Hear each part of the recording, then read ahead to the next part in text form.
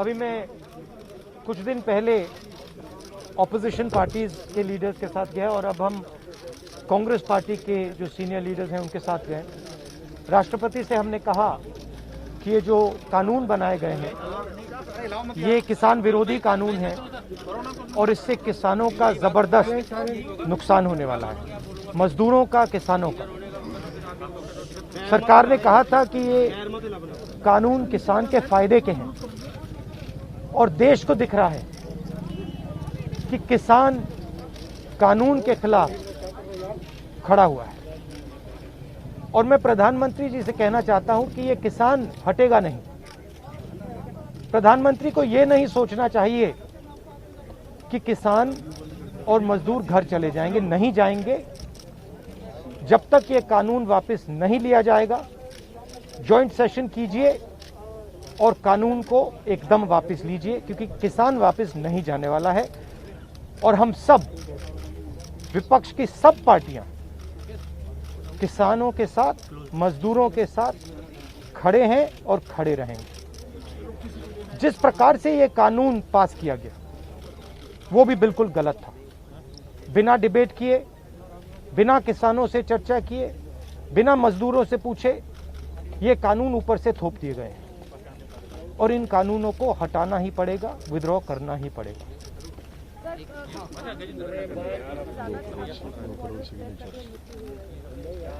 हम 3 लोग राष्ट्रपति के पास गए हैं, बट हम करोड़ों सिग्नेचर्स लेके गए। हम किसान की आवाज राष्ट्रपति जी को तक ले गए। सर्दी का मौसम है और पूरा देश देख रहा है कि किसान दुख में है, दर्द में है और मर भी रहे हैं। प्रधानमंत्री को सुनना ही पड़ेगा। और मैं एडवांस में चीज बोल देता हूं। मैंने कोरोना के बारे में बोला था कि नुकसान होने जा रहा है। उस समय किसी ने नहीं बात सुनी और आज मैं फिर से बोल रहा हूं, किसान के सामने, मजदूर के सामने कोई भी शक्ति नहीं खड़ी हो सकती है। अगर प्रधानमंत्री जी ने कानून वापस नहीं लिए, सिर्फ बीजेपी को नहीं, सिर्फ आरएसएस को नहीं, देश को नुकसान होने जा रहा है। राहुल जी, बार-बार बीजेपी की तरफ से कहा जा रहा है कि ये जो किसान बैठे हैं ये नक्सल हैं, खालिस्तानी हैं, विपक्ष इन्हें बरगला रहा है। इस तरह के आरोप लग रहे हैं। देखिए, बीजेपी नरेंद्र मोदी जी का एक ही लक्ष्य है और वो किसान समझ गया है, मजदूर समझ गया है। लक्ष्य है कि उनके आसपास जो 2, 3, 4 बड़े क्रोनी कैपिटल्स हैं, उनके लिए पैसे बनाने का काम नरेंद्र मोदी जी करते हैं। जो भी नरेंद्र मोदी जी के खिलाफ खड़े होते हैं वो उनके बारे में कुछ ना कुछ गलत बोलते रहते हैं। किसान खड़े हो जाएंगे तो किसान को आतंकवादी बोलेंगे, मजदूर खड़े हो जाएंगे तो मजदूर को आतंकवादी बोलेंगे। एक दिन अगर मोहन भगवत खड़े हो गए तो कहेंगे ये भी आतंकवादी है। मतलब जो भी नरेंद्र मोदी जी से सत्ता लेने की कोशिश करेगा वो आतंकवादी है। और नरेंद्र मोदी किसके लिए काम कर रहे हैं वो मैंने आपको बता दिया। उनके 2-3 आसपास के क्रोनी कैपिटलिस्ट हैं जिनको वो पूरा का पूरा हिंदुस्तान पकड़ा रहे हैं। ये रियलिटी है।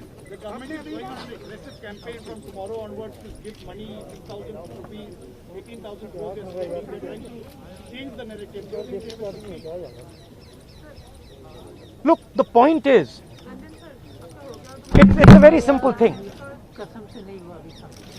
There are millions of people who live off our agricultural system. Large percentage of our people live off our agricultural system. These are laborers, they are farmers, they are small traders. These are these people. And they are the backbone of the country. Now, we understand that agriculture has to be reformed. What we are saying is that if you destroy this system, these millions of people will have nothing to do. They will not, millions of people will have nothing to do. They will not be able to feed themselves. And you will create massive destruction, massive pain in the country. Why is the Prime Minister doing this? It is a very simple calculation. The Prime Minister is doing this because he wants to help 2 or 3 business people. He does not care what happens to these people. He will construct whatever narrative he has to construct to make sure that the wealth transfer that is taking place to 3 or 4 people continues. He will call people terrorists. He will call people anti-nationals. He will call people criminals. He will do whatever he has to do to transfer the wealth from these people, the backbone of this country, to those people, 3 or 4 of them, 5 of them. That's the crux. And we are fighting this. We are saying that in India, where you have destroyed the agricultural system, will not function. Just like I said, take Corona seriously. Corona is going to kill people in massive numbers if you do not act. At that time they said, scaremongering. Now they're not saying scaremongering. When I suggested to the Prime Minister that do not do this in a centralized way, give power to the chief ministers, he didn't do it. He caused thousands and thousands of people to die because he didn't do it. And then afterwards, after I said it in the press conference, he did it. So the point is, you have an incompetent man who is controlled by certain other people. This is what India has to understand. This is what all youngsters have to understand. You have an incompetent man who doesn't understand anything, running a system on the behalf of 3 or 4 other people who understand everything. And their aim is to take huge amounts of money from the poor people of India and put it in their pockets. And that is what we are fighting. And frankly, it doesn't matter what you think right now, because all of you will face this. There's not going to be a single person in this country who's not going to face this. If you're a farmer, you will face it. You're a small businessman, you will face it. You're a journalist, you will face it. This is an assault on the idea of India. That is why we're standing here. That is why I've gone to the president. That is why we've signed these forms. So you posted a tweet about Wayanad yesterday about a family which was struggling while doing their farming. But there are several more instances like this. But the BJP is saying that this is just Punjab farmers who are protesting here at the Delhi gate. No other farmer in the country has a problem with the reform. That's just not true. That is just not true. We are not allowed to go out. We are not allowed to go out of the ICC office. The police stops us from going out. Why don't you let us go out? Why don't you let me go and tour in the states? See what happens. Every single farmer of this country, every single labor of this country stand up. But आप police लगवाते हो, हाथरस जाते हो, arrest करते हो, तो AIC से हमारे MPs को बाहर नहीं निकलने देते हो, और फिर कहते हो कि भैया मतलब सब कुछ ठीक है. और Prime Minister needs to realize